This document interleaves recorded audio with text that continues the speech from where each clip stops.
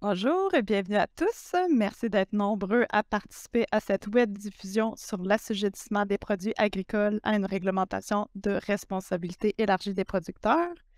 Permettez-moi d'abord de me présenter. Mon nom est Jenny Clich. Je suis directrice adjointe à la direction des matières résiduelles du ministère de l'Environnement, de la lutte contre les changements climatiques, de la faune et des parcs.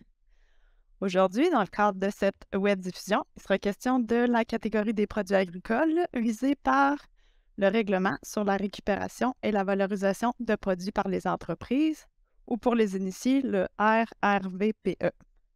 Comme je le disais à l'instant, ce règlement est basé sur le principe de responsabilité élargie des producteurs, ou REP avec l'acronyme.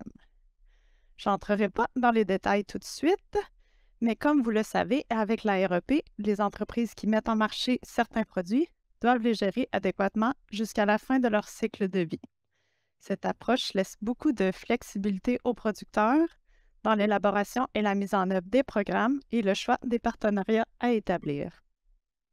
La REP permet de, notamment, préserver nos ressources en créant des filières structurées pour des produits souvent orphelins, en assurant la traçabilité des produits jusqu'à leur destination finale, de favoriser l'économie circulaire, d'encourager l'éco-conception des produits et bien plus. Avant de passer la parole à mon collègue Nicolas Boissel, j'aimerais vous transmettre certaines informations plus techniques sur le déroulement de l'événement. La présentation va durer environ une trentaine de minutes et sera suivie d'une période de questions pour terminer au plus tard à 15 heures. Je vous invite dès maintenant à poser vos questions dans le clavardage qui est la petite bulle avec le point d'interrogation. Posez-les tout au long de la conférence. On va les prendre en note au fur et à mesure et pouvoir y répondre lors de la période des questions. C'est mon collègue Nicolas qui pourra y répondre à ce moment. Si certaines de vos questions n'ont pas obtenu de réponse, vous pourrez les transmettre à l'adresse suivante: rrvpe@environnement.gouv.qc.ca. Si vous n'avez pas pu la prendre en note, n'hésitez pas à aller dans le clavardage, on l'a inscrit. J'ajoute aussi que la web diffusion est enregistrée. Elle va être disponible soit en cliquant sur le lien utilisé pour rejoindre l'événement, et l'enregistrement, la présentation PowerPoint seront disponibles dans les prochains jours sur le site web du ministère. Je passe maintenant la parole à Nicolas Boissel, un de nos spécialistes du RRVPE. Comme certains d'entre vous le connaissez sans doute, Nicolas est biologiste de formation, possède une maîtrise en environnement. Il a débuté sa carrière au ministère en 2011. Il a travaillé sur différents dossiers, mais toujours en lien avec la REP. Ainsi, il a fait évoluer le cadre à travers les années pour étendre sa portée à de plus en plus de produits. Nicolas abordera les principales modifications réglementaires édictées le 1er juin 2022 et la nouvelle catégorie des produits agricoles. Donc, Nicolas, je te laisse la parole. Merci, Jenny, pour cette introduction. Donc, vous voyez ici le plan de la présentation qui va se dérouler durant la première partie de la web diffusion. Donc, pour commencer, je vais vous expliquer brièvement le principe de la responsabilité élargie des producteurs, son portrait dans le monde et au Québec, pour vous présenter ensuite un des règlements au Québec qui applique ce principe à différentes catégories de produits de consommation, soit le règlement sur la récupération et la valorisation de produits par les entreprises. Pour poursuivre avec ce qui nous concerne plus aujourd'hui, qui est son application à la nouvelle catégorie des produits agricoles, nouvelle catégorie assujettée à la responsabilité élargie des producteurs, incluant les principales exigences qui vont s'appliquer à cette nouvelle catégorie-là. Pour terminer avec un calendrier de mise en œuvre de ces nouvelles obligations. Après la présentation, donc pour la deuxième partie de la web diffusion, il y aura une période de questions durant lesquelles vous aurez l'occasion, en effet, de poser des questions sur le règlement, sur la nouvelle catégorie, puis ça me fera plaisir d'y répondre. Donc, on embarque. La responsabilité élargie des producteurs. Donc, c'est un principe qui a été défini par l'OCDE, l'Organisation de coopération et de développement économique, comme étant un instrument de politique de l'environnement. qui étend les obligations du producteur à l'égard d'un produit jusqu'au stade de son cycle de vie situé en aval de la consommation.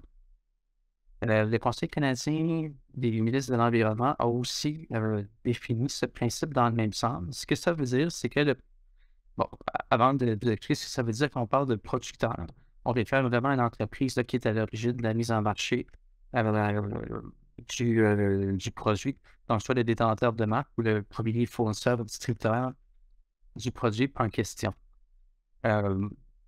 Donc, c'est l'entreprise qui, si on veut, a le plus d'influence dans la conception du produit qui sera par la suite mis en marché, acheté et utilisé par le consommateur. Donc, selon le principe, ce que ça veut dire, c'est que le producteur responsable de la conception et de la mise en marché du produit devient responsable de sa gestion en fin de vie lorsqu'il est mis au rebut par le consommateur.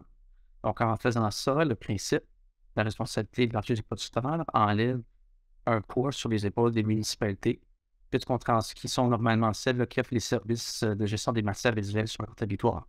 Puisqu'on transfère la responsabilité financière et opérationnelle de la gestion des projets en fin de vie, qui sont visés par ce principe, des municipalités, donc de l'ensemble des citoyens qu'elles représentent via les taxes foncières, aux entreprises qui sont à l'origine de la mise en marché de ces produits, donc ultimement aux consommateurs qui vont les acheter.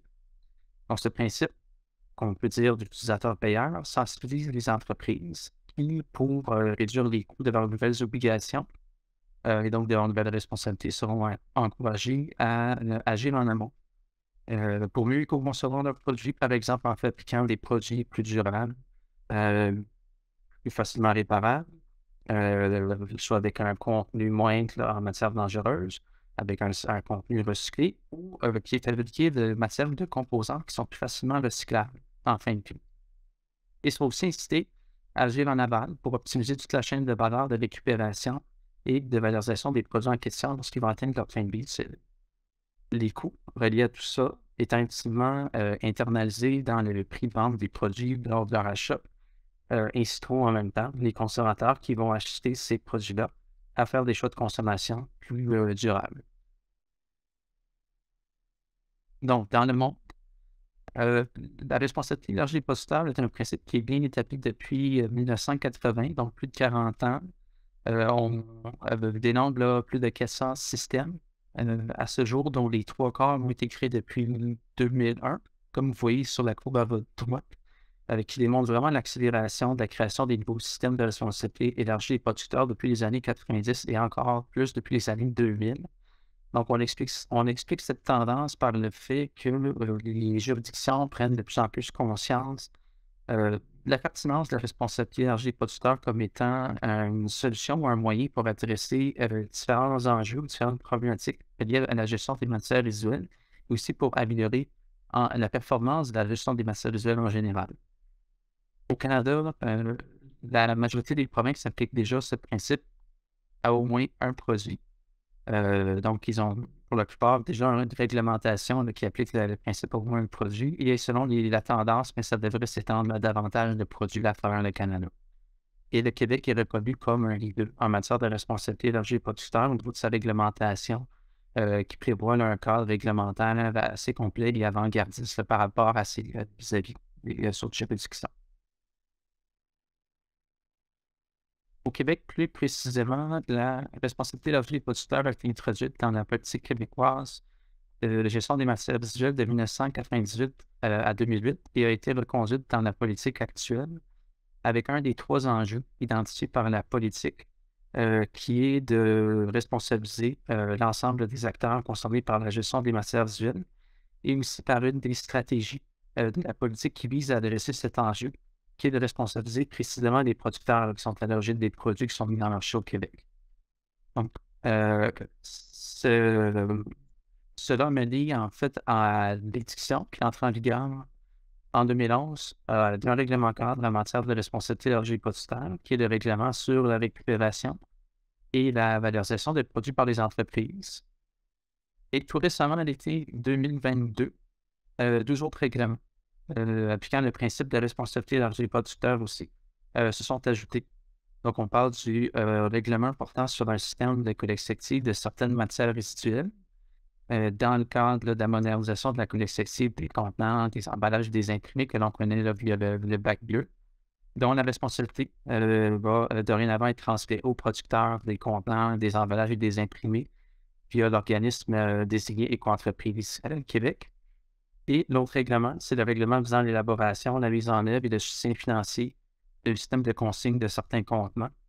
Dans le cadre de la modernisation de la consigne des contenants de boissons qui prévoit l'élargissement de la consigne à tous les contenants de boissons prêts à boire de 100 000 à 2 litres et dont la responsabilité du nouveau système sera aussi confiée cette fois-ci aux producteurs de boissons en bouteille via l'organisme désigné par Recyc Québec, là, cette fois-ci qui est l'Association québécoise de récupération des contenants de boissons. Donc, il s'agit de 3 règlements en matière de responsabilité élargie des producteurs qui sont en vigueur au Québec. Mais notre attention aujourd'hui va porter vraiment sur le premier des règlements, là, le règlement sur la récupération et la valorisation de produits par les entreprises, puisque c'est ce règlement-là qui appliquera le principe de la responsabilité élargie du producteur sur la nouvelle catégorie des produits agricoles.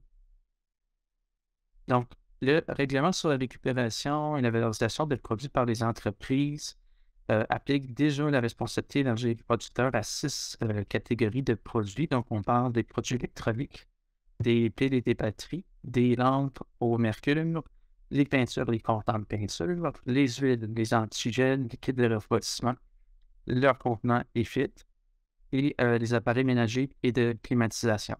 Donc, les 5 premières catégories sont visées depuis l'entrée en vigueur du règlement il y a plus de 10 ans. Et dans le cas des appareils ménagers de climatisation, cette nouvelle catégorie a été ajoutée suite à une modification du règlement en 2019. La désignation de ces catégories va mener à la création de programmes officiels qui assurent la récupération et la valorisation de ces produits conformément au règlement là, selon les hauts standards et les meilleures pratiques connues. Et ça à travers le Québec, là, ce qui a permis le développement de points de dépôt un peu partout au Québec où vous pouvez déposer finalement gratuitement ces produits en fin de vie en toute sécurité. Avec la modification tout récemment du règlement en juin 2022, il y a 3 nouvelles catégories de produits qui s'ajouteront à la liste des catégories de produits assujettis à la responsabilité élargie des producteurs en vertu de ce règlement.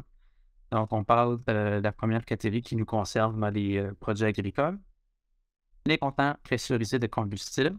On appelle les produits agricoles, ça va être au plus tard en fin juin 2023. Dans le cas des contenants pressurisés de combustible, par exemple, là, on peut penser aux petites bombottes de propane qu'on peut utiliser dans le cadre des activités de plein air, là, dans les campings, par exemple.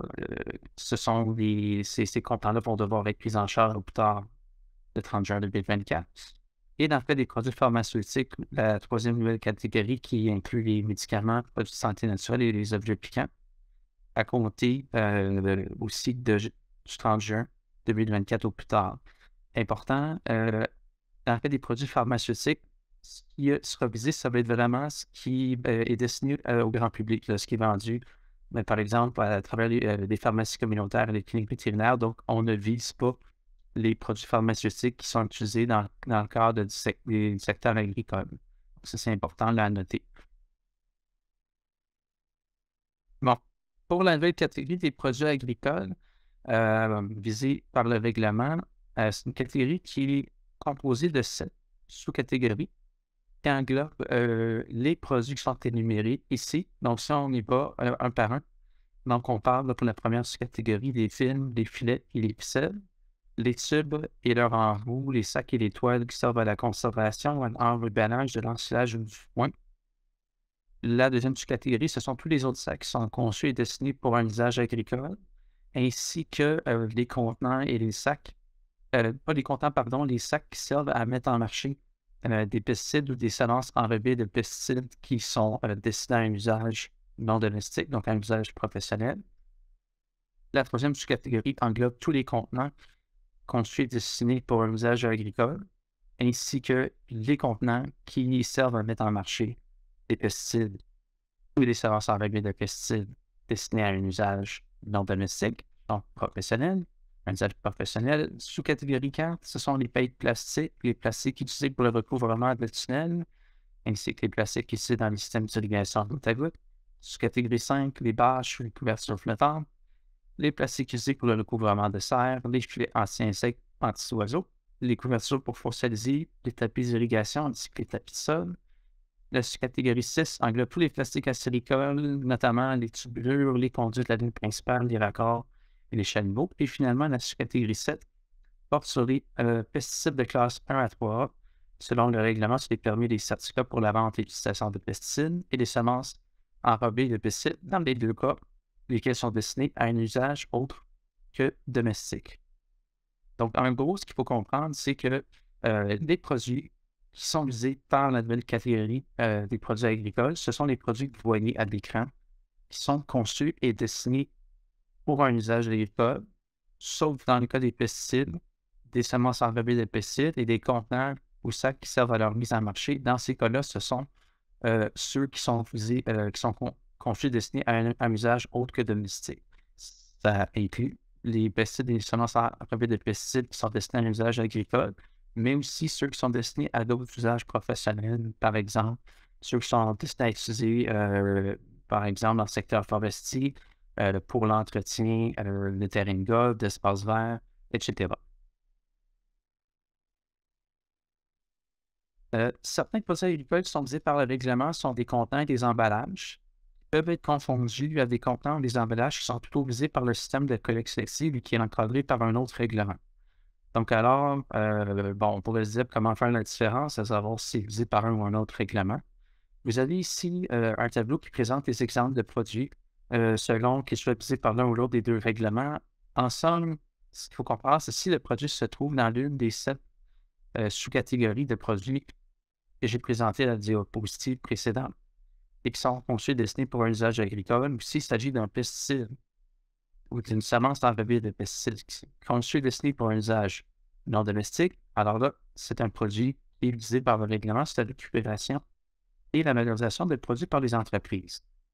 S'il s'agit plutôt d'un contenant, d'un sac ou d'un autre emballage qui sert, par exemple, à transporter et mettre en marché un produit qui va être destiné au grand public, donc pour la vente au détail, ou pour une clientèle professionnelle, d'un agricole de type industriel, commercial ou institutionnel, ou de contenants, de sacs ou emballages de courte vie, qui sont destinés à être utilisés par ces différentes clientèles pour un usage non agricole. À ce moment-là, ces contenants et ces emballages-là seront plutôt visés par le règlement de la collecte sélective.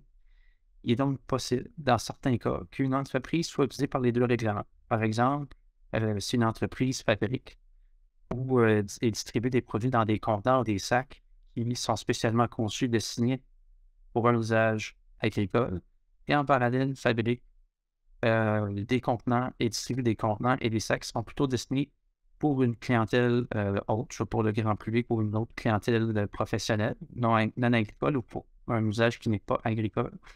Mais à ce moment-là, pour ce qui va être destiné à un usage agricole, conçu destiné à un usage agricole, les contenants à emballage que l'entreprise aura fabriqués, ceux-là vont être visés par le BPE. Et dans le cas de ceux qui vont être destinés à un autre usage qui n'est pas agricole, l'entreprise va devoir plutôt se conformer au règlement sur la collecte sélective. Maintenant, qui sont les entreprises qui auront la responsabilité de la gestion en fin de vie des produits agricoles qui sont visés par le règlement? C'est toute entreprise qui met sur le marché du Québec un produit agricole visé, donc soit le détenteur de la marque du produit ou le premier fournisseur, donc celui qui est en amont de la chaîne donc en haut de la chaîne de distribution du produit au Québec, selon le cas. Donc, on vise vraiment, dans tous les cas, les entreprises qui sont le plus en amont de la chaîne de distribution au Québec. C'est possible, dans certains cas, que l'une ou l'autre de ces entreprises-là soit au Québec. Par exemple, je suis un agriculteur et je dois acheter, je ne sais pas, un plastique d'ensilage d'une marque X et je dois l'acheter directement auprès d'une entreprise située à l'extérieur du Québec parce qu'il n'y a pas de distributeur de ce produit-là au Québec. Donc, je ne passe pas par un distributeur ou un revendeur au Québec, mais directement auprès de cette entreprise hors Québec. À ce moment-là, dans ce cas précis, étant donné que le règlement ne vise pas l'utilisateur final, donc c'est-à-dire l'agriculteur qui achète le plastique d'ensilage pour ses propres fins agricoles et non pour le revendre au Québec, c'est l'entreprise qui est située à l'extérieur du Québec qui sera visée en vertu du règlement. Donc, la raison pour qu'on fait ça, c'est qu'on veut aussi couvrir toutes les ventes à distance provenant de l'extérieur du Québec, notamment les ventes en ligne qui deviennent de plus en plus populaires. Ultimement, bien que ça soit extrêmement rare, ça pourrait arriver que l'utilisateur final fabrique lui-même ou fasse fabriquer un produit agricole visé pour son propre usage. Dans ce cas ultime, compte tenu qu'il n'y a pas d'entreprise qui met en marché le produit en question et que seulement l'utilisateur final qui est concerné par le produit qui a été fabriqué et utilisé, bien, ça va être l'utilisateur final dans ces cas ultimes-là qui sera tenu responsable d'assurer que le produit en question soit bien géré conformément au règlement. Une fois qu'on a défini les produits agricoles visés et les entreprises qui en seront responsables, il est important de comprendre les obligations de base de ces entreprises. Donc, en vertu du règlement, l'obligation de base, c'est d'élaborer, financer, mettre en place et opérer un programme de récupération et de valorisation des produits agricoles visés, similaires à ceux qui sont mis en marché par l'entreprise en question. Pour se conformer au règlement, l'entreprise aura deux options. Donc, elle va devoir faire un choix. Soit qu'elle va élaborer, mettre en œuvre, gérer et financer son propre programme sur une base individuelle ou devenir membre d'un organisme de gestion reconnu par le CIC Québec. Donc, un organisme reconnu par le CIC Québec pour élaborer, gérer, élaborer, mettre en œuvre et gérer un programme sur une base collective au nom des entreprises visées, membres de l'organisme. Pour les produits qui sont déjà visés par le règlement, par exemple les électroniques, les piles, les peintures, les appareils ménagers, pour donner ces exemples-là, 99% des cas, l'entreprise choisit la deuxième option. Simplement parce que c'est l'option qui est la plus simple pour elle. D'autant plus qu'en confiant la responsabilité à un organisme qui gère un programme à sa place sur une base collective, on crée en faisant ça une des économies d'échelle et donc on arrive à répondre aux mêmes obligations du règlement et atteindre les mêmes résultats à un coût moindre que si chaque entreprise agissait individuellement via leur propre programme. C'est d'ailleurs pourquoi la majorité ou la quasi-totalité des entreprises, je dirais, sont devenues membres, par exemple, de l'ARC Québec, qui est l'organisme reconnu pour gérer le programme des produits électroniques, Déco-Peinture, dans le cas des entreprises qui ont en Chine les peintures, qui est l'organisme reconnu par le CIC Québec pour gérer le programme des peintures. Prenons l'exemple de GoRocyc, qui est l'organisme reconnu par Recyc Québec pour gérer le programme des appareils ménagers, des climatisation domestiques. La quasi-totalité des entreprises ont choisi de devenir membres de l'organisme plutôt que de mettre en place leur propre programme parce que c'est l'option la plus simple pour elles. Donc ça, c'est une chose. Ce qui est important de comprendre aussi à travers ça, c'est que les entreprises qui souhaitent être représentées par un organisme doivent veiller à ce que cet organisme en question rencontre les conditions. Parce qu'il y a des conditions qui doivent être respectées par l'organisme pour être reconnu par le CIC Québec. Notamment, l'organisme en question doit représenter la plupart des entreprises, donc avoir l'appui des entreprises qui veulent bénéficier de cette option-là. Et aussi, l'organisme doit démontrer avoir les capacités financières pour mener à bien son mandat. Donc, avoir le soutien financier des entreprises qu'il va représenter.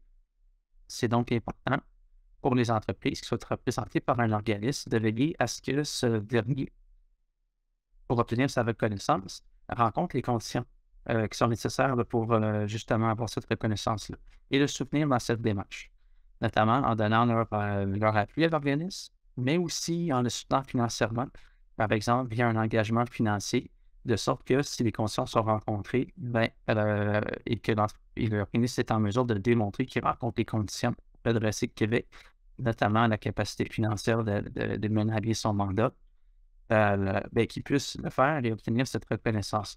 Parce qu'à défaut qu'un organisme soit reconnu par le CIC Québec, ce qui va arriver, c'est que la responsabilité va reposer individuellement sur chacune des entreprises visées, qui devrait alors, sur une base individuelle, se conformer en mettant en place et en gérant son propre programme, et ce, conformément au règlement.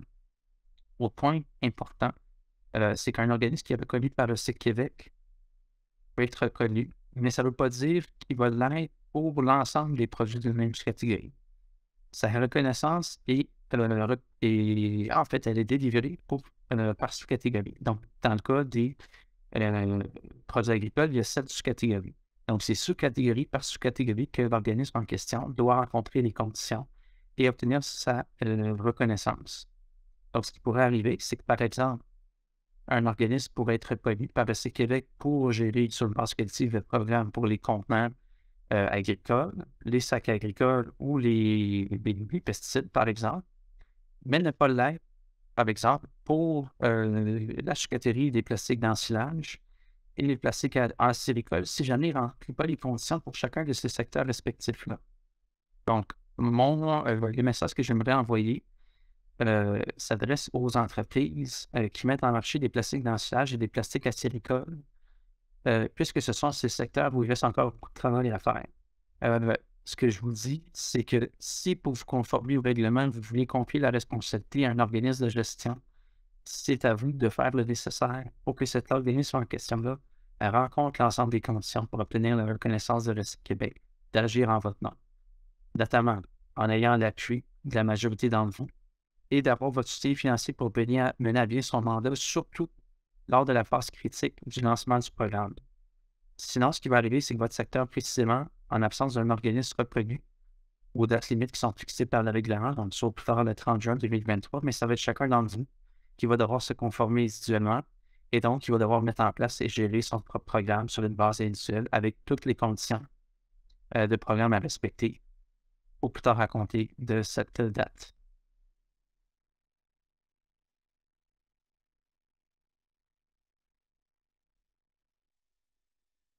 Concernant la mise en place d'un programme, en fait, l'élaboration et la mise en place d'un programme conforme, il y a un certain nombre d'obligations à rencontrer. Donc, je les ai listées ici.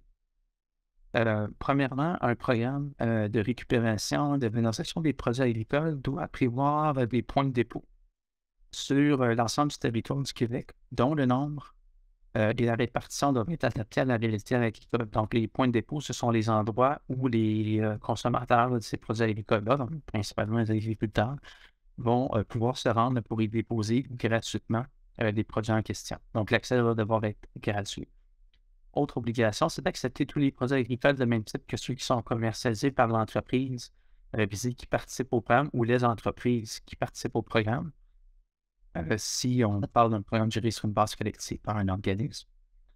Autre chose, c'est que le programme en question, quand il va récupérer les produits agricoles, il va s'assurer de favoriser la gestion de ces produits-là en respectant la hiérarchie des 3 RBE. Ce que ça veut dire, c'est en récupérant les produits, de privilégier dans l'ordre le réemploi des produits agricoles si c'est possible, suivi du recyclage, suivi des autres formes de valorisation et, ultimement, si aucune autre option n'est possible, en dernier recours, l'élimination de manière conforme au règlement applicable. Lorsque les produits répondent aux critères de réemploi, mais élaborer les critères en question, de sorte que si ces produits-là répondent à ces critères, les diriger vers la filière du réemploi. Autre chose, les produits agricoles vont devoir être gérés en fin de vie selon les meilleures pratiques et les règles de l'art, et ce, tout au long de la chaîne de valeur. Donc, du moment où le produit est déposé à un point de dépôt jusqu'à sa destination finale, que ce soit le réemploi, le recyclage, la valorisation ou ultimement l'élimination. Aussi, étant donné qu'un programme ne pourra pas faire nécessairement tout seul, il va faire affaire avec des fournisseurs de services et, dans certains cas, des sous-traitants des fournisseurs de services. Un programme ne doit pas prévoir des règles de fonctionnement que les fournisseurs de services et les sous-traitants vont devoir respecter pour s'assurer que les activités qui sont réalisées sur le terrain soient faites selon les attentes du programme pour que ce dernier puisse se conformer aux dispositions du règlement. Aussi, un programme devra démontrer la traçabilité des produits agricoles récupérés jusqu'à leur destination finale pour pouvoir démontrer que les produits en question qui auront été récupérés auront été bien gérés et auront été envoyés vers les bons débouchés tels que cela a été dit par le programme en question. Autre obligation qu'un programme doit prévoir, premièrement, c'est promouvoir la gestion locale et régionale des produits agricoles en fin de vie à travers l'ensemble de la chaîne de valeur, donc favoriser le recours à des fournisseurs de services locaux au Québec et à des débouchés locaux pour la matière. Si ces débouchés-là, ces services-là existe avant de considérer tout autre service ou débouchés similaires à l'extérieur du Québec. Prévoir des activités d'information, de sensibilisation et d'éducation auprès de différentes clientèles, notamment les consommateurs, particulièrement les agriculteurs, les autres parties concernées, pour les sensibiliser à l'importance de récupérer adéquatement les produits agricoles et favoriser leur participation au programme. Et voir aussi un volet recherche et le développement et soutenir financièrement la recherche et le développement visant à améliorer les façons de faire en matière de récupération, de valorisation des produits agricoles visés par le règlement et aussi pour développer les débouchés, soit améliorer les débouchés existants ou si les débouchés sont soit insuffisants ou inexistants pour certains types de produits ou de plastique agricole, bien, justement contribuer à développer ces débouchés-là et les développer le plus localement possible. Prévoir des mesures adaptées pour les territoires nordiques pour répondre mieux aux réalités des communautés locales. Déterminer aussi les coûts reliés à la récupération et la valorisation des produits agricoles qui vont être pris en charge par le programme. Et à partir de la 4e année civile de mise en œuvre du programme, moduler ces coûts-là pour favoriser ou encourager des produits qui sont mieux éco-conçus. Aussi, bon, étant donné que les coûts vont être sous la responsabilité des entreprises visées, si les entreprises visées ne veulent pas absorber en totalité les coûts et préfèrent plutôt les transférer sur le prix des produits agricoles au moment de leur achat, bien, ces coûts-là vont devoir être internalisés dans le prix de vente et ne pourront pas être ajoutés comme une taxe. Aussi, un programme devra atteindre des objectifs de performance sous la forme de taux de récupération à atteindre, donc une quantité minimale de produits agricoles à récupérer en fonction des quantités qui auront été mises en marché. Et si ces cibles-là ne sont pas atteintes, préparer des plans de redressement pour favoriser l'atteinte de ces cibles-là à court terme. Et finalement, rendre compte annuellement des résultats avec Québec. Et pour certains résultats, dans un souci de transparence auprès des parties prenantes et de la population en général, rendre certains résultats publics et disponibles pour une période d'au moins 5 ans. Le déploiement d'un programme de récupération de la valorisation des produits agricoles est prévu en 2 phases. Donc, pour la phase 1, ce sont les produits visés par les sous-catégories 1, 2, 3, 6 et 7. Donc, tout ce qui est plastique dans le silage, dans l'emballage, les contenants, les sacs, plastique agricole et les pesticides. Donc, la mise en œuvre des programmes devra se faire au plus tard le 30 juin 2023. Et dans le cas des sous-catégories 4 et 5, là, je donne des exemples, paille plastique, filet anti-insectes, tapis d'irrigation, plastique de serre. Ça sera au plus tard le 30 juin 2025, donc 2 ans plus tard. On donne un délai là, de 2 ans parce que ce sont des produits, si on veut, moins homogènes, un petit peu plus complexes à gérer, pour lesquels les débouchés sont encore à développer. Donc, on veut donner quand même le temps au programme pour préparer le terrain et développer ces débouchés-là avant la prise en charge officielle de ces produits. Dans la mise en œuvre d'un programme, une des principales obligations, ça va être de prévoir un réseau de points de dépôt gratuits à travers le Québec, c'est-à-dire des endroits accessibles gratuitement pour y déposer les produits agricoles usés, afin qu'ils soient par la suite récupérés et valorisés conformément au règlement. Donc, il y a 2 options qui sont possibles pour un programme. Première option, c'est pour chaque commerce ou autre lieu où les produits agricoles usés sont mis sur le marché, il doit y avoir un point de dépôt permanent, donc disponible à l'année, dans ce commerce ou à ce commerce-là, au lieu où le produit est mis sur le marché, ou à tout autre endroit qui est situé à moins de 5 km du commerce ou du lieu en question, par voie routière carrossable à l'année. Et l'autre option, si ce n'est pas cette option-là que le programme veut privilégier, c'est de prévoir un nombre minimal de points de dépôt par région administrative où les produits agricoles en question sont mis sur le marché. Donc, si on va plus en détail, la deuxième option, vous voyez ici, le règlement fixe le nombre minimal de points de dépôt à prévoir par région. Donc, pour les régions administratives de Montréal et de Laval, un programme devra avoir au moins un point de dépôt dans chacune de ces régions. Pour la région administrative Gaspésie et de la Madeleine, au moins un point de dépôt sur le territoire de la Gaspésie et au moins un autre point de dépôt sur le territoire des îles de la Madeleine. Dans le cas des régions administratives, la capitale nationale, la Naudière, Laurentides, Mauricie, Outaouais, Saguenay-Lac-Saint-Jean, au moins 4 points de dépôt dans chacune de ces régions. Dans le cas des régions administratives, Abitibi-Témiscamingue, Bas-Saint-Laurent, Centre du Québec-Estrie, au moins 5 points de dépôt par région. Chaudière-Appalaches, Montérégie, au moins 15 points de dépôt par région. Et pour les régions administratives de la Côte-Nord et du Nord du Québec, il va devoir y avoir au moins, pour chacune de ces régions, des équipements de dépôt appropriés puis en quantité suffisante dans chacune des municipalités, villes, agglomérations, localités ou communautés autochtones de la région concernée, que ce soit la région de la Côte-Nord ou la région du Nord du Québec. Lorsqu'il y a plus d'un point de dépôt qui existe sur le territoire d'une région administrative, donc prenons l'exemple, je sais pas, capitale nationale, il faut avoir au moins 4 points de dépôt dans cette région-là. Ce que le programme devra prévoir, c'est que les points de dépôt soient répartis sur le territoire de municipalités régionales différentes. Donc, les 4 points de dépôt, minimalement, ça peut être plus de points de dépôt si nécessaire, ne pourront pas être dans la même MRC. Ça devrait être réparti à travers les différentes MRC là, pour avoir une bonne répartition sur le territoire de la région administrative en question. Autre point, pour les couvertures pour fossiliser des pesticides et des semences enrobées de pesticides, ce nombre minimal par région n'a pas à être rencontré en autant qu'il y ait dans chacune des régions administratives au moins un point de dépôt pour recevoir gratuitement et en toute sécurité ces pesticides, semences enrobées de pesticides et couverture pour fossiliser.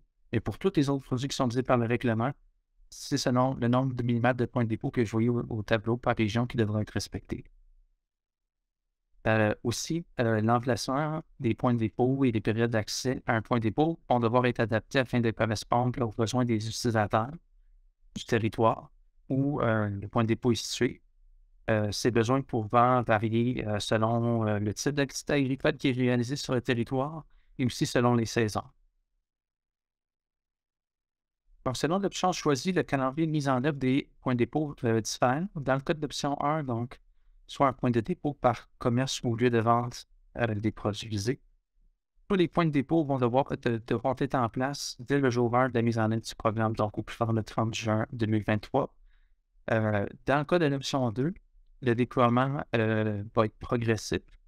Donc, au jour 1, l'option 2 étant d'un nombre minimal de points de dépôt par région administrative.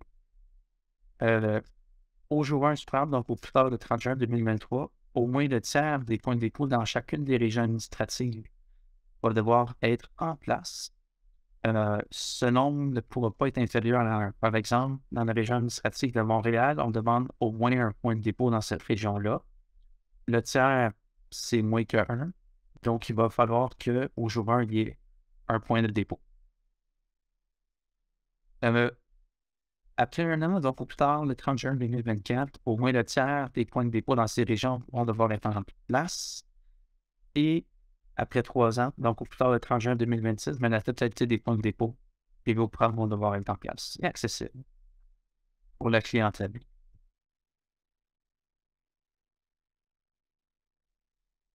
Autre obligation que j'avais mentionnée plus tôt, c'est qu'un plan devra atteindre des objectifs de récupération à compter de 2025 pour la plupart des sous-catégories de produits visés, sauf pour les produits des sous-catégories 4 et 5, dont les objectifs vont s'appliquer à compter de 2027, étant donné qu'on veut laisser le temps au programme à mieux préparer là, justement la filière pour ces produits qui sont plus complexes à générer et à développer des bouchons de conséquences, donc un délai de 2 ans de plus. Donc, on les fera appliquer à compter de 2027. Dans le cas des pesticides et des semences enrobées de pesticides, il n'y aura aucun objectif de récupération qui va être appliqué. Le but, ce n'est pas d'encourager à ce qu'il y ait des pesticides résiduels pour atteindre des cibles de récupération. On veut que les pesticides qui soient achetés soient utilisés et que, bon, s'il y a des pesticides résiduels qui soient récupérés conformément là, au règlement en toute sécurité. Mais l'intention, ce n'est pas de mettre des cibles pour ne pas créer cet effet pervers-là dans le cas des pesticides et des semences enrobées de pesticides.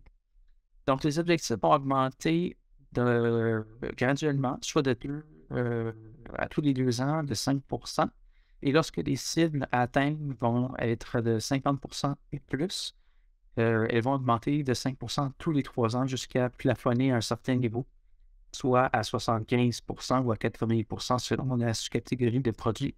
Et par la suite, à partir du moment où le taux va être plafonné, bien, ça va être ce taux-là, cet objectif-là qui va s'appliquer année après année. Les taux de récupération pour atteindre des objectifs seront calculés sur la base, comme je l'ai dit, plutôt d'une quantité minimale de produits agricoles à récupérer durant l'année en fonction de la quantité de ces produits qui auront été mis sur le marché. En tenant compte, dans certains cas, de la durée de vie des différents produits. Notamment, on peut prendre le cas des tubulures acélicoles qui peuvent être utilisés pendant plusieurs années avant d'être récupérés. Donc, il faudra quand même tenir compte de la durée de vie de ces produits-là. Parce que les produits qu'on va mettre en marché une année donnée vont pas nécessairement être disponibles pour être récupérés cette année-là. Ça va être plusieurs années plus tard. Donc, il faudra en tenir compte pour que justement l'objectif de récupération soit bel et bien calculé sur la base de ce qui est disponible à être récupéré durant cette année en question. Pour aider à atteindre des objectifs de récupération, le règlement prévoit un certain nombre d'incitatifs.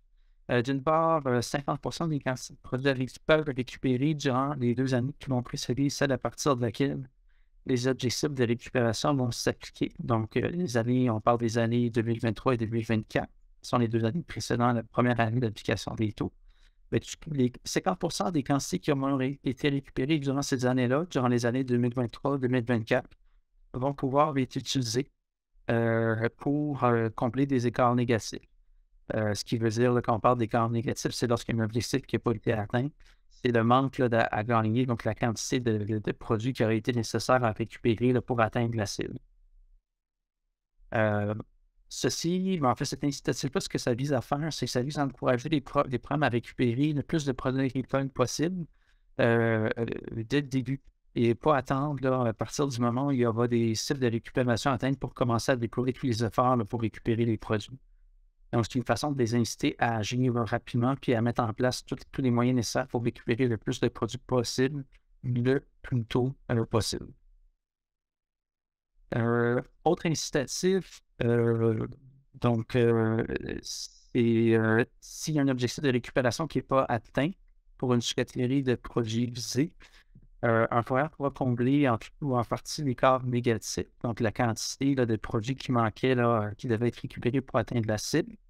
Donc, le manque à gagner. S'il démontre pour les produits qui sont visés par le taux non atteint, s'il démontre qu'il a réalisé ou qu'il a déployé des efforts en matière d'éco-conception sur le contenu recyclé de ces produits-là, et aussi sur des efforts en matière d'économie circulaire locale. Donc, en ayant démontré qu'il a réussi à faire réemployer ou recycler un certain volume de ces produits au Québec.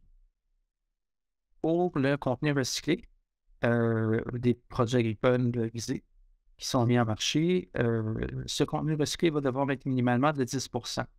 Donc, à partir du moment où le contenu recyclé dépasse, les produits en question dépassent 10%, donc tout contenu recyclé supplémentaire des produits agricoles qui auront été mis en marché, qui sont visés par la cible qui n'aura pas été atteinte, mais toute quantité supplémentaire de contenu recyclé pourra être utilisée comme crédit pour compenser les écarts négatifs.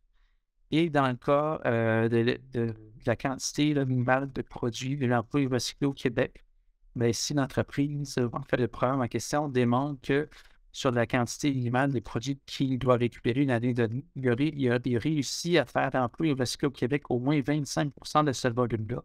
Mais toute quantité supplémentaire de produits agricoles qui avait réussi à réemployer ou recycler au Québec, au-delà de ce 25%-là, pourra aussi être utilisé pour combler l'écart négatif en question. Les crédits qui seront obtenus pour ces 2 incitatifs, soit le contenu minimal recyclé puis la quantité minimale de produits réemployés ou recyclés au Québec, pourront être additionnés pour combler un même écart négatif. Mais la réduction applicable ne pourra pas dépasser 30% des quantités minimales de produits à récupérer parce qu'on ne veut pas non plus que ça crée un effet pervers et finalement que les quantités de produits qui doivent être récupérés atteignent des taux anéliques parce qu'on aura dépassé largement les seuils de contenu recyclé, on aura réussi à faire remplir ou recycler une quantité importante de produits au Québec. Maintenant, si malgré toutes les compensations possibles et tout le problème de ces incitatifs, il reste quand même un écart résiduel négatif. Le programme, ce qu'il devra faire, c'est investir un montant minimal dans de nouvelles mesures qui vont permettre d'atteindre l'objectif de récupération dans un délai de 2 ans. Ce montant minimal à investir, c'est comparable au coût qui aurait été nécessaire pour récupérer et valoriser la quantité de produits manquants pour atteindre la cible en question. Donc, les mesures qui seront retenues et les montants qui vont être à investir par mesure vont devoir être présentés dans un plan de redressement qui va devoir être déposé à Recyc Québec et les résultats de la mise en œuvre du plan vont devoir être inclus dans le rapport annuel. Donc, les montants investis puis les résultats qui auront été obtenus par le déploiement des mesures. Vous avez ici les montants applicables pour calculer le montant minimal qui va devoir être investi par le programme dans des nouvelles mesures lorsqu'un objectif de la récupération ne sera pas atteint. Par exemple, si pour une année donnée, l'objectif de récupération pour la catégorie des plastiques d'ensilage n'est pas atteint. Disons par exemple qu'il manquait 1000 tonnes de plastique d'ensilage à récupérer pour atteindre l'objectif de récupération pour une année donnée. Le montant minimal à investir dans de nouvelles mesures qui vont devoir être prévues au plan de redressement pour cette sous-catégorie-là, la sous-catégorie 1, sera de 1000 tonnes, donc 1 million de kilogrammes, fois 45 sous par kilogramme, ce qui nous donne un montant minimal à investir de 450 000 $. Pour terminer le calendrier de mise en œuvre, donc au plus tard le 30 mars 2023, les entreprises qui mettent en marché un produit agricole visé par le règlement devaient déjà envoyer par courriel à Recyc Québec un avis qui précise la façon dont ils comptent se conformer au règlement au plus tard le 30 juin 2023, soit de mettre en place un programme sur une base individuelle, le cas échéant, en incluant à leur avis respectif par courriel un descriptif de leur programme ou devenir membre d'un organisme reconnu par le Recyc Québec pour élaborer, mettre en place et gérer un programme sur une base collective, donc en leur nom. Encore faut-il, comme j'ai dit plus tôt dans ma présentation, qu'un organisme soit reconnu pour choisir cette deuxième option.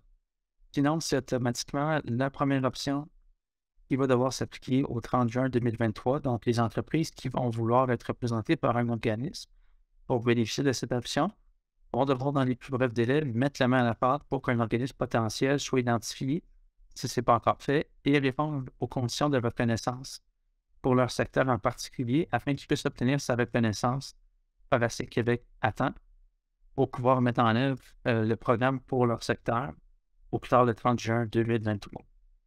Aussi, au 30 juin 2023, c'est la fin des projets pilotes de l'organisme Agri-Récup, étant donné que c'est au plus tard à cette date que le lancement des programmes officiels va se faire. Même chose pour les produits agricoles visés par le règlement qui bénéficient encore d'une compensation pour les services municipaux qui sont offerts pour la collecte sélective de ces matières. Au plus tard le 30 juin 2023, cette compensation pour les services municipaux rendus prendra fin parce que ça va être via le régime de compensation de la collecte sélective. Puisque ça va être dorénavant le RAVPE et les programmes officiels qui vont en découler, qui vont prendre en charge ces produits, avec évidemment le financement qui sera nécessaire pour le déploiement et la mise en place des services. C'est aussi à compter de ce moment que le déploiement progressif des points de dépôt par région commencera. Aussi, au plus tard, au 30 juin 2023, au lancement des programmes, la récupération et la valorisation des produits agricoles visés va devoir se faire uniquement via les programmes officiels. Donc, il ne sera plus possible de récupérer ou valoriser un produit agricole visé ou d'en confier la récupération ou la valorisation si ce n'est pas fait dans le cadre d'un programme officiel. Donc, tous les fournisseurs de services de collecte, de récupération, de transport, de tri, de conditionnement, de recyclage des produits agricoles qui sont visés par le règlement, qui veulent continuer à offrir leurs services, vont devoir s'inscrire auprès d'un programme officiel, donc devenir un fournisseur de services officiels, si on veut, du programme, pour pouvoir continuer à offrir ce service-là. Sinon, ils vont être considérés comme un réseau parallèle et donc interdits par le règlement. À compter de 2024, plus précisément au plus tard le 15 mai 2024, le premier rapport annuel d'activité de chaque programme officiel. Dans ce cas, sur les activités de 2023, va devoir être déposé à l'ESSEC Québec et à la fin de l'année 2024, certains résultats de ces rapports-là vont devoir être rendus publics. Et cet exercice de reddition de compte et de publication des résultats va par la suite devoir se faire toutes les années auprès de l'ESSEC Québec. À compter de 2025, c'est le début de l'application des premiers objectifs de récupération. Et en 2026, plus précisément au 30 juin 2026 ou plus tard, le déploiement des points de dépôt par région va devoir être complété. Voilà, donc ça met fin à ma présentation pour la première partie de la webdiffusion. Si vous voulez en connaître plus sur le règlement des exigences de base, vous avez le lien là, de la page du règlement, la page ministérielle. Je vous invite aussi à consulter la page de Recyc Québec là, sur la responsabilité élargie des producteurs qui contient là, beaucoup d'informations pertinentes. Où vous pouvez obtenir toutes sortes de formulaires pour ceux qui ont à se conformer, des aides-mémoires pour ceux qui ont à élaborer des programmes, aussi qui présentent la liste des produits qui sont visés, la liste aussi des programmes qui sont en opération, des programmes officiels et le lien là, pour avoir plus d'informations pour chacun de ces programmes-là. Si vous avez des questions additionnelles dans les prochaines semaines, prochains mois, en lien avec le règlement et la nouvelle catégorie des produits agricoles, vous avez l'adresse courriel, donc écrivez-nous à environnement.gouv.qc.ca. Donc voilà, je termine. Je vais céder la parole à nouveau à Jenny Clich là, qui va vous expliquer la suite là, des choses pour la période de questions. Donc, Jenny, la parole est à toi. Merci beaucoup, Nicolas. Merci pour cette présentation très complète et surtout intéressante. Donc, nous voilà rendus à la période de questions. D'ici 15 heures, le temps va être consacré à répondre à certaines questions que vous nous avez acheminées. Il y en a déjà plusieurs qui sont rentrées dans le clavardage. On en a publié quelques-unes et on pourra continuer d'en publier en fonction du temps qui nous est alloué jusqu'à 15 heures. Afin d'avoir le temps de répondre à un maximum de questions différentes, on a fait une sélection de certaines pour répondre à donner une seule réponse pour une question similaire. Donc, je vais lire la première question et repasser la parole à Nicolas, pardonnez-moi. Si le producteur est basé dans un autre pays, est-ce que c'est à eux de faire la gestion ou à nous qui est intermédiaire entre le fabricant et la ferme? Si l'entreprise qui est dans un autre pays, ça dépend. Si il y a les premiers fournisseurs, si l'entreprise n'a pas de domicile au Québec, donc c'est vraiment elle est à l'extérieur du pays, elle a pas de domicile au Québec, et les produits sont plutôt distribués par auprès là, des premiers fournisseurs de détaillants, mais ce sera plutôt auprès de ces premiers fournisseurs-là que la responsabilité reviendra. Sauf dans des cas où, par exemple, moi, si jamais il n'y a pas de détaillant ou de distributeur, puis moi, je suis un agriculteur, puis j'achète mon produit directement auprès de cette entreprise-là qui est située dans un autre pays, bien, dans ce cas-là, cette entreprise-là va devoir, même si elle est à l'extérieur du Québec, à l'extérieur du pays même, elle va devoir aussi se conformer. Donc, soit mettre en place son propre Coran. C'est sûr que c'est difficile de le faire à distance. Elle pourrait, à la limite, mandater un tiers pour le faire à sa place, mais elle va devoir être responsable individuellement. Et sinon, si un organisme qui est reconnu pour gérer un programme au nom des entreprises, bien, ce qu'elle pourrait faire, c'est tout simplement s'inscrire auprès du programme de l'organisme. Et l'organisme va gérer le tout à sa place. Et elle, ce qu'elle devra faire, c'est comme les autres entreprises membres, déclarer les volumes à l'organisme et payer des contributions applicables en fonction de ses parts de marché. Parfait, merci. Dans le même sens, une autre question qui met en contexte qu'ils ont réalisé une étude rapide sur les fournisseurs de pots et de cabarets de transport qui entrent dans la sous-catégorie 3. Ils ont découvert que la plupart sont situés hors Québec. Donc, ils nous posent la question, avez-vous prévu un webinaire en anglais ou de la documentation en anglais que nous pourrions leur transmettre afin de leur faire connaître la nouvelle réglementation?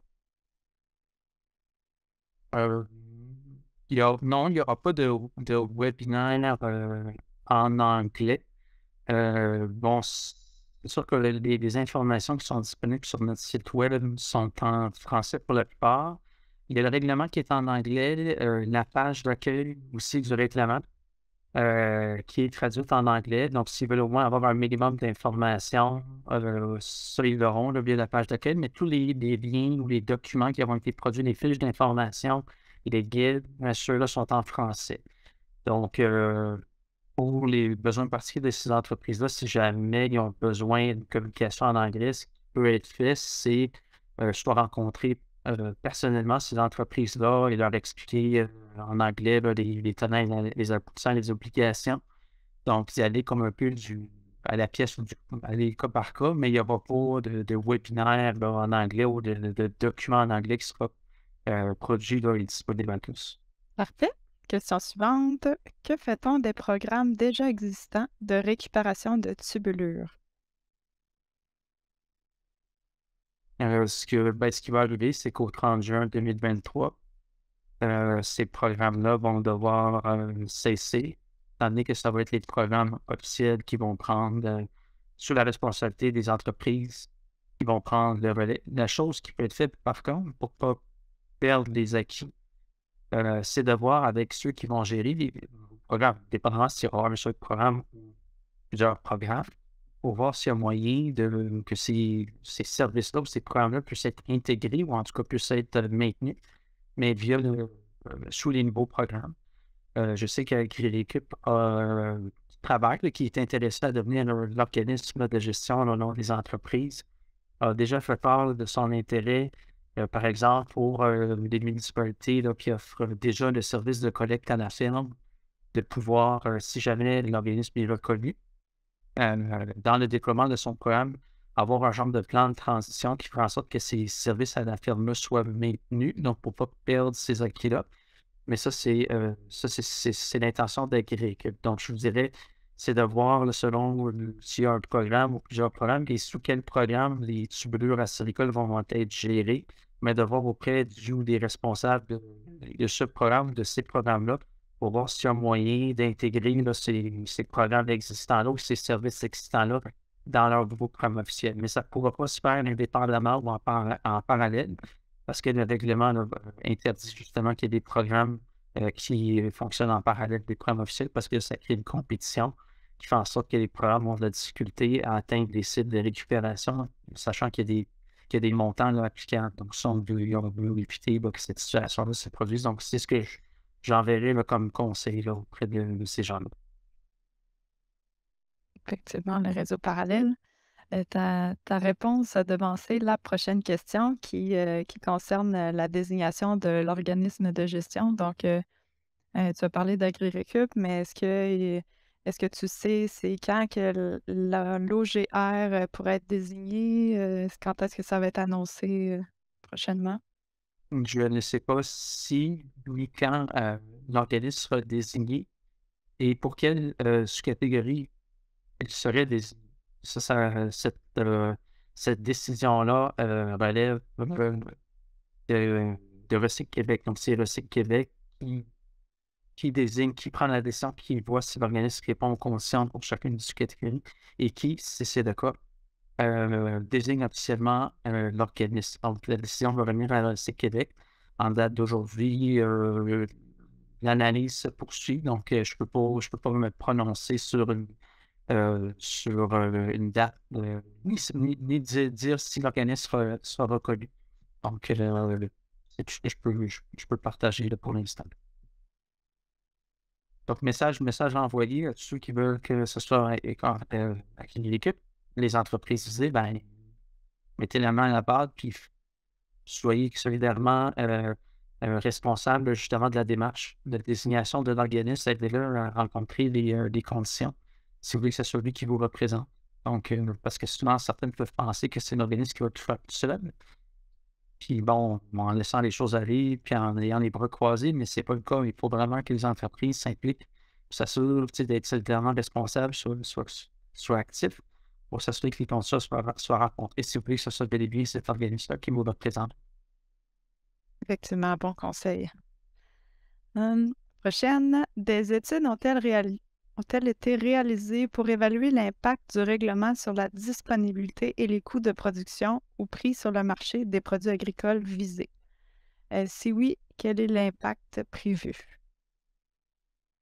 Il y a eu une étude qui a été réalisée par Recyc Québec sur les plastiques agricoles, justement en prévision là, de la modification réglementaire pour ajouter la nouvelle catégorie des produits agricoles. Donc, c'est une étude que Recyc Québec a fait mandater là, Hydro-Pageco qui a réalisé l'étude là, au nom pour Recyc Québec. Donc, c'est une étude qui, en somme, là, a dressé là, un portrait là, de tous les plastiques agricoles qui sont utilisés au Québec. Donc, les quantités mises en marché, leur utilisation, les différents types de plastique, ce qu'il faut les récupérer, quels sont les services qui sont offerts, quels sont les débouchés et qu'est-ce que ça coûte pour chacun de ces plastiques-là. Donc, oui, on a des coûts pour la gestion de ces différents produits-là. Donc, soit par volume, par tonnage, ou si ce sont des contenants ou des sacs là, par unité. Et donc, évidemment, ben, les coûts reliés à leur prise en charge, ben, c'est sûr que ça va se refléter sur le prix de ces produits-là à l'achat. C'est pas pour rien qu'on a des montants là, qui sont fixés par règlement pour calculer les sommes là, qui sont à investir si les cibles ne sont pas atteintes. C'est justement, ce sont des montants qui s'inspirent beaucoup de ce qui découle de ces études-là pour justement s'assurer que les montants qui vont s'appliquer soient comparables au coût de gestion en fin de vie pour que ce soit pas plus intéressant de payer ces montants-là que de faire des efforts et des investissements nécessaires pour atteindre des cibles qui sont prescrites. Donc oui, on a des coûts, mais on n'a pas fait une étude de marché ou de l'impact de la REP sur les ventes. Est-ce que ça va diminuer les ventes? Est-ce que ça va affecter tel marché? Ça, par contre, non, ça, on n'est pas allé dans ce détail-là. C'est sûr que, comme toute modification réglementaire, le gouvernement réalise une analyse d'impact réglementaire, quels vont être les impacts sur les différentes entreprises, parties prenantes. Donc ça, cet exercice-là a été fait.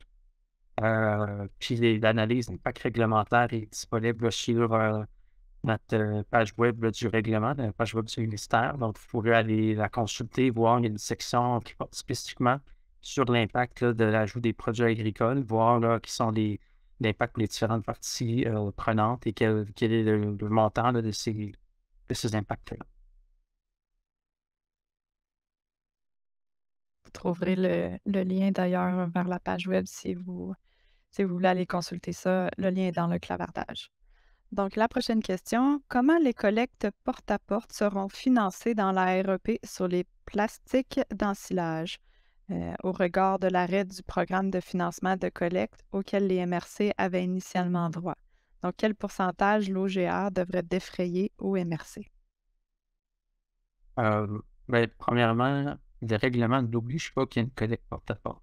Ce que le règlement demande à un programme, c'est d'avoir des points de dépôt dans chacune des régions, un nombre minimum de points de dépôt dans chacune des régions où les gens pourront rapporter gratuitement leurs produits agricoles. Donc, offrir une collecte à la ferme, ça va être à chaque programme de définir s'il veut ajouter ce service-là au réseau de points de dépôt qu'il devra déployer. Donc, ce sera à chaque programme de voir s'il souhaite offrir ce service-là et si oui, s'il souhaite l'offrir à ses frais ou en fait aux frais de l'entreprise ou des entreprises invisibles qui participent qui vont devoir soutenir ce programme-là. Ou s'il y aura un certain frais qui va devoir être assumé là, par par la municipalité ou les municipalités ou les agriculteurs là, visés par ce service de collecte. Donc, ça va être à chaque programme de le déterminer, mais ça ne sera pas une obligation. Donc, un programme pourrait prévoir un service de collecte à la ferme ou pas. S'il en prévoit un, ben, il pourrait prévoir que ce soit à ses frais, donc gratuit, ou ça pourrait être aux frais de ceux qui voudront avoir accès, bénéficier de ce service-là. Donc, nous, on ne veut pas obliger lorsque chaque programme ait le service. Ce qui peut arriver, par contre, c'est si un programme décide de ne pas offrir un service de collecte et aller seulement avec des points de dépôt. Mais si c'est insuffisant pour atteindre les cibles de récupération, à partir de 2025 parce que, bon, ça prend un service de collecte à la ferme, le taux de participation sinon est trop faible. Mais l'organisme, en fait, que ce soit l'organisme ou celui qui va gérer le programme, va être rattrapé par les montants qui vont devoir être investis pour améliorer sa performance. Puis c'est ce qu'il doit faire comme, et mettre en place comme mesure, c'est ultimement un service de collecte à la ferme. Mais ça va devoir être prévu dans son plan de redressement et devoir investir les montants qui vont être prévus à cette fin.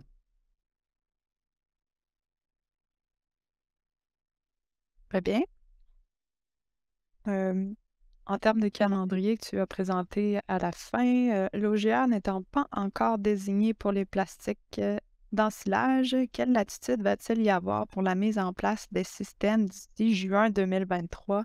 Est-ce réaliste?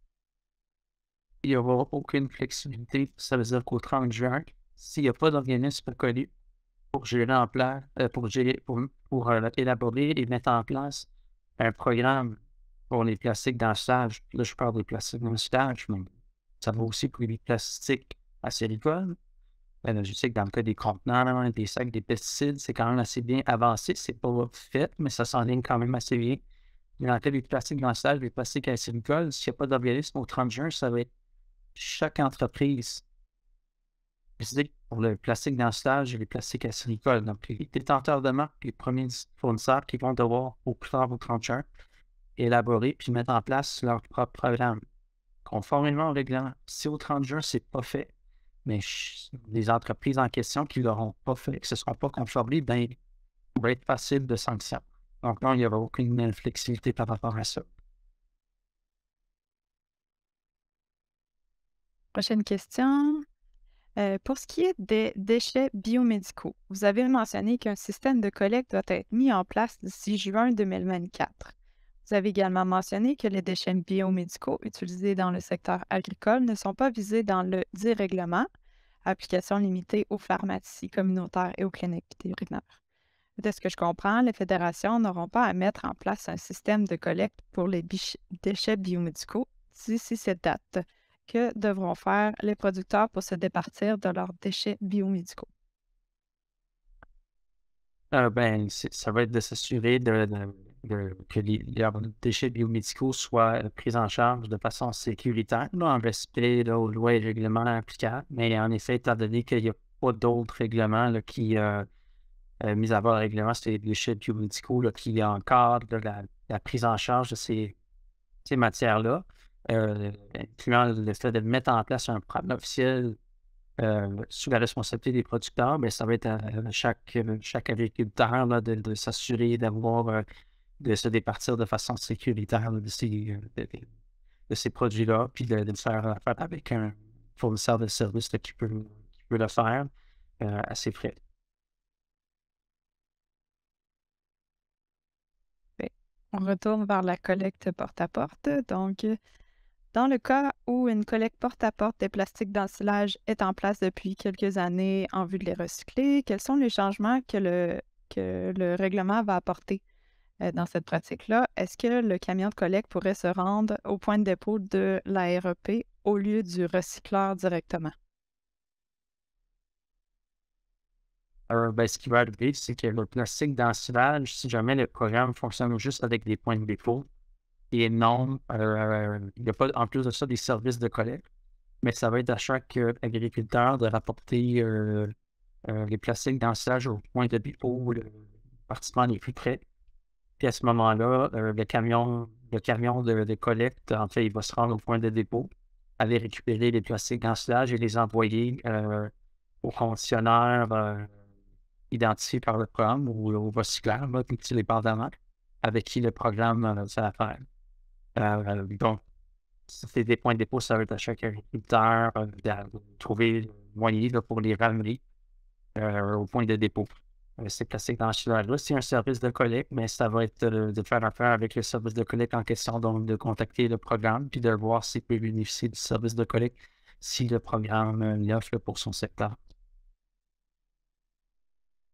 Donc, dans la dynamique, tu sais, toute la mécanique, tu sais, la récupération, le, tu sais, le tri, le conditionnement, le recyclage, il n'y aura pas de changement.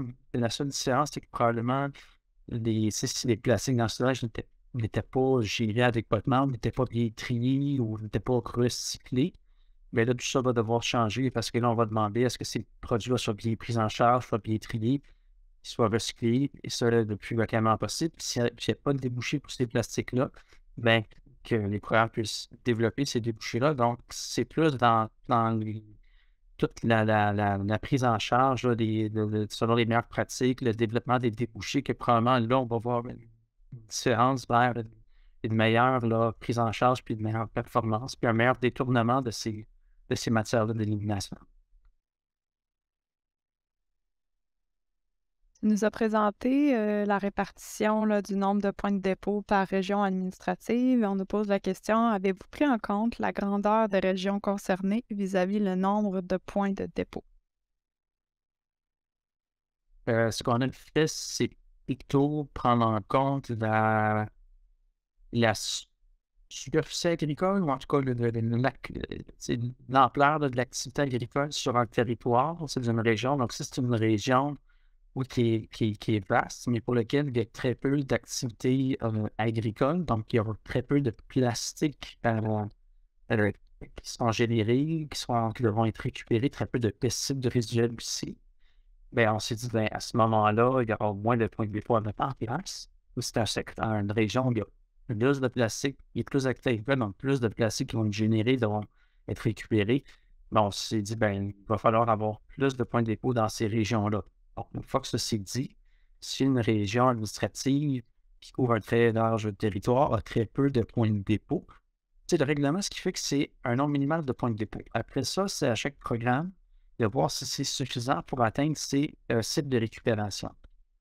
Si ce n'est pas le cas, si ça prend plus de points de dépôt parce que le territoire est vaste, puis les agriculteurs ne peuvent pas se rendre au point de dépôt parce qu'il est trop loin, bien, ça va être ultimement le programme qui va en être pénalisé parce qu'il ne va pas atteindre ces sites. Puis encore une fois, on va le rattraper via les montants qui vont devoir être investis.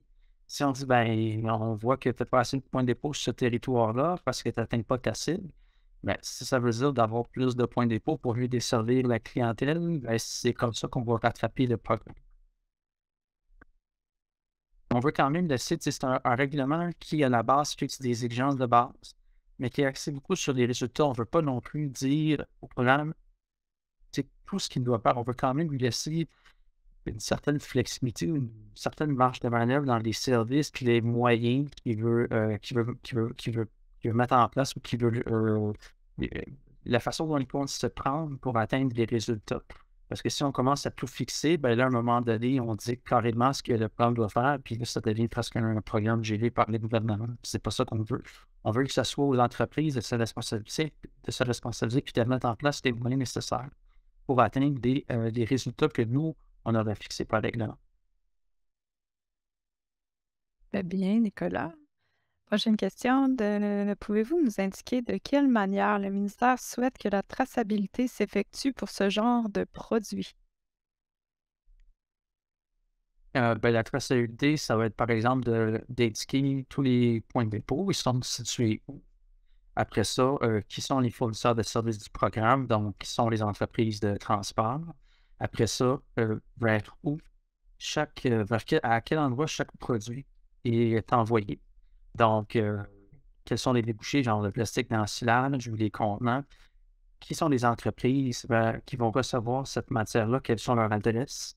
Et quelles sont les quantités qui seront envoyées à ces endroits-là? Puis, que vont devenir les plastiques agricoles et ces matières-là qui vont être acheminés vers ces débouchés-là? Et avec confirmation de ces informations-là, dans le rapport annuel avec les preuves à l'appui, informations, auditées. Donc, c'est à travers toutes ces obligations-là que l'entreprise va devoir faire ou démontrer là, la traçabilité de la matière. Donc, c'est pas nécessairement, ça ne sera pas un système de GPS, c'est juste tu sais, où chaque camion va être tracé, va être suivi là, dans toute sa trajectoire jusqu'à la destination finale. C'est pas ça. Là. Ce qui n'empêche pas un programme de prévoir. Mais nous, ce qu'on veut, c'est savoir des points de dépôt, ils sont où. Après ça, s'il y a des lieux de transportement, c'est à quel endroit. S'il y a des endroits où ils font le tri, quel endroit. Et le conditionnement, le recyclage, quelles sont les quantités de chaque plastique qui aura été envoyées à tous ces endroits-là. Quel va être le devenir? Est-ce que de ces matières-là, est-ce qu'elles auront été recyclées? Si oui, en quelle proportion? À quelle fin? Avec toutes les preuves à l'appui dans le rapport. Donc, c'est comme ça qu'on va pouvoir exiger. C'est comme ça qu'on exige la traçabilité, puis c'est comme ça que le programme en question va pouvoir le démontrer.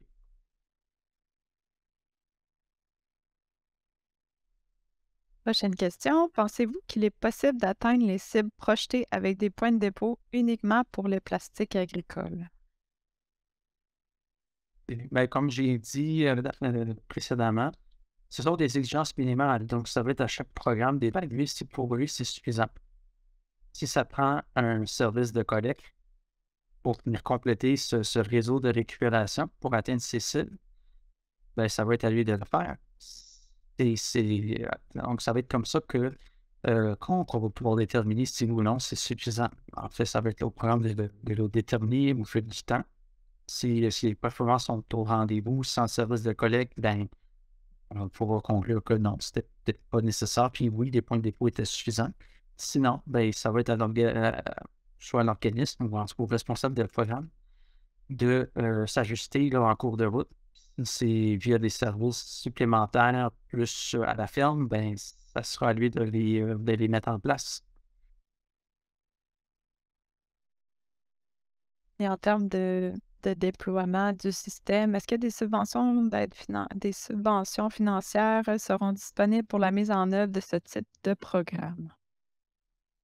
Non, dans le sens que la responsabilité tu sais, de l'élaboration, de la mise en œuvre, de la gestion des programmes, ça va être aux entreprises visées.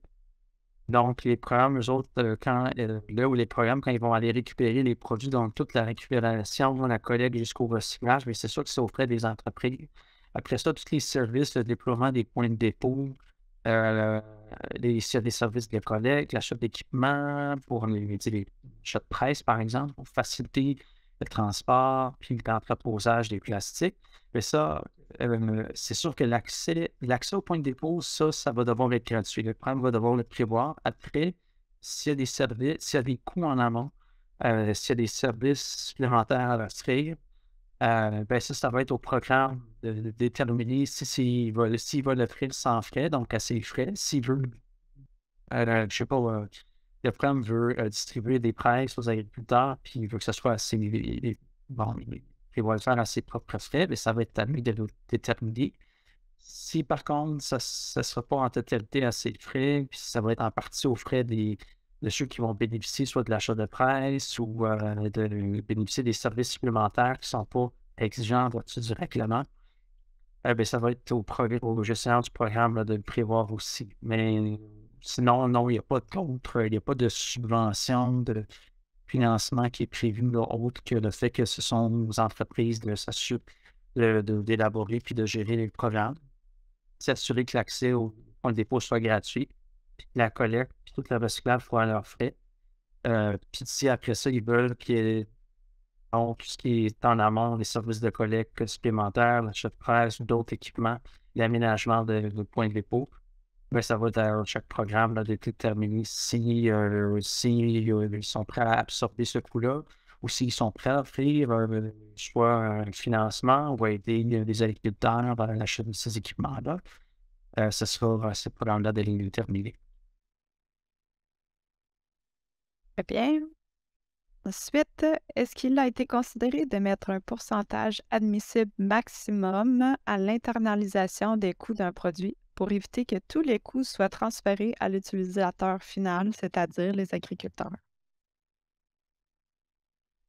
Non, en fait, ce que le règlement exige, c'est que les coûts attribuables à la récupération et la valorisation d'un produit, euh, donc les coûts du programme pour gérer ce produit-là, cette matière-là, ben, si l'entreprise visée est responsable du programme ou les entreprises visées, si elles participent sur une base collective, puis c'est un organisme qui le gère à leur place, euh, s'ils ne veulent pas absorber entièrement ce coût-là, ils veulent le transférer sur le prix du produit, elles peuvent le faire, mais de manière internalisée.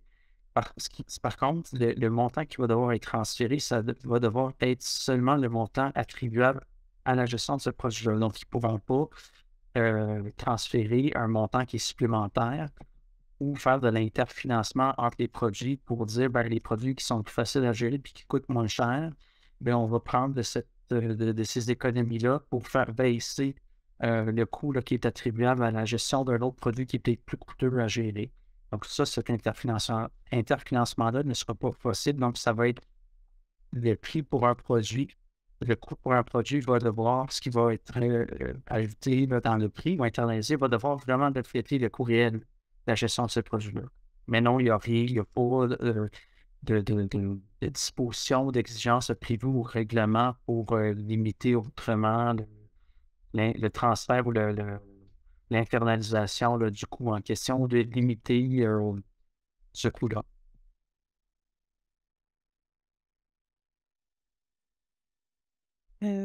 Ensuite, pour le calcul des cibles, vous devez connaître les quantités de plastique sur le marché. Comment cette compilation sera faite? Mais c'est chaque entreprise qui va devoir, année après année, euh, déclarer la quantité de chaque produit agricole qui aura été mis en marché par cette entreprise-là. Euh, et donc, sur la base de cette information-là, on sera en mesure de déterminer, pour l'ensemble des produits agricoles visés par le programme qui auront été mis en marché durant une année donnée, pour chacune des sous-catégories, ça nous donnera le dénominateur commun.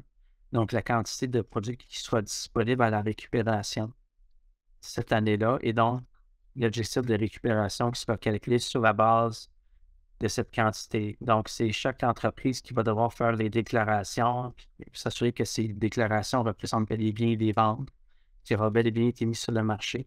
Donc, les informations vont devoir être auditées. Dans le cas d'un programme géré sur une base collective, mais ça va être à chaque entreprise membre de l'organisme de lui déclarer les quantités de plastique et ensilage qu'elles vendent, qu'elles ont vendues durant l'année, la quantité de contenants, la quantité de sacs, de tubulures.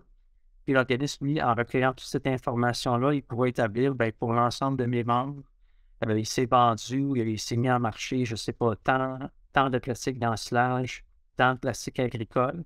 Donc, mon objectif de récupération là, pour l'année X, pour les plastiques d'ensilage, ça va être de temps sur la base de ces quantités-là. Puis toutes ces informations-là, bien sûr, vont devoir être pour auditer par l'organisme, pour pouvoir refléter bel et bien les ventes réelles.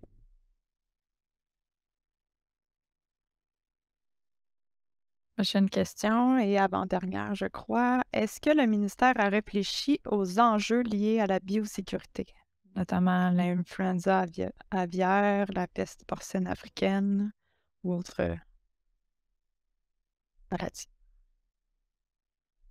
Oui, mais d'ailleurs, c'est pour ça, dans le cas des couvertures pour fossiliser, les contenants de pesticides, les sacs de pesticides, on dit que pour ces produits-là, étant donné que, bon, ça peut représenter un certain enjeu là, de biosécurité, ils n'ont pas, dans le sens que le programme n'a pas à prévoir pour tous ces points de dépôt, là, la reprise de ces produits-là pour pas qu'ils soient mélangés avec tous les autres produits agricoles qui seront retournés dans l'ensemble de ces points de dépôt-là. Pour qu'on dise, sur ces cas particuliers-là, il peut y avoir un seul point de dépôt séparé, là, ou en tout cas plutôt que de devoir toujours le retour via tous les points de dépôt, justement là, pour contrôler les arrivages, ou éviter que ces produits-là qui peuvent représenter un risque là, lorsqu'ils sont retournés puissent être mélangés avec tous les autres produits. Parfait. Je te pose la dernière question. Donc, à quel moment ou de quelle manière et qui, là, parmi toute la chaîne équipementier, producteurs, transformateurs, comment ils ont été informés dans le milieu acéricole de ce nouveau programme et de la réglementation qui sera prise en charge pour les plastiques acéricoles? Premièrement, il y a eu une consultation publique là, du projet de règlement qui s'est faite là, à l'automne 2021. Donc, durant lesquels l'ensemble des parties prenantes ont été informées, ont pu faire leurs commentaires. Donc, durant une période de 45 jours, durant cette période-là, on a fait plein de présentations, on a rencontré des parties prenantes, incluant les entreprises, différents secteurs. Par la suite, il y a eu d'autres rencontres. Au moment où le règlement a été dicté, donc en juin, par la suite, suivant l'édiction du règlement, on a tenu un webinaire en novembre dernier. Donc, un webinaire, une web diffusion similaire à celle d'aujourd'hui, mais pour l'ensemble là, des modifications là, qui ont été effectuées au règlement, où on a invité toutes les entreprises de tous les secteurs d'activité, incluant le secteur acéricole.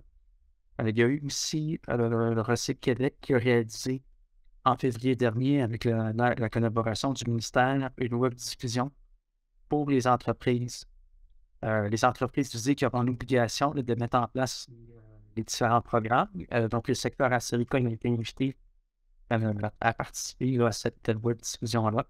Il y a eu des rencontres à travers ça par le ministère, et Recyc Québec pour le secteur acéricole. Et là, bon, ben, la présente web diffusion, on a aussi invité ce secteur-là à participer. Donc, on peut dire qu'il y a eu quand même plusieurs démarches qui ont été faites là, pour sensibiliser et informer ce secteur-là là, depuis la consultation, le public sur le règlement.